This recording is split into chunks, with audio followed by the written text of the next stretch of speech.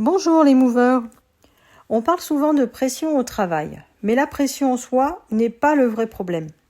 Le vrai problème, c'est ce qu'on en fait quand tout arrive en même temps. Et ça, je l'ai appris aussi bien dans le sport que dans le travail et dans la vie personnelle. Pendant longtemps, j'ai cru que la pression venait du volume de choses à faire. En réalité, j'ai compris qu'elle vient surtout du manque de structure.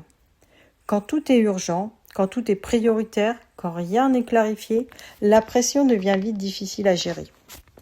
Dans le sport, surtout quand on s'entraîne régulièrement ou qu'on prépare un objectif, la pression est bien réelle. Il y a la fatigue, les contraintes de temps et les objectifs à tenir.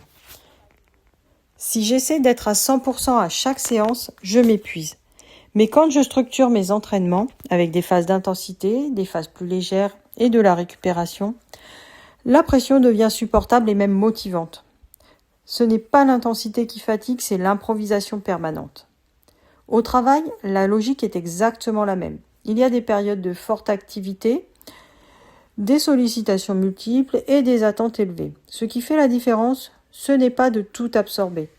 C'est de rendre la charge visible, de prioriser et d'accepter que tout ne se traite pas au même rythme. Quand la pression est structurée, elle ne submerge plus, elle devient un cadre de décision. Cette logique, je l'applique aussi dans la vie personnelle. Entre le travail, le sport, les projets perso, les formations personnelles, la vie de famille, la pression peut vite monter.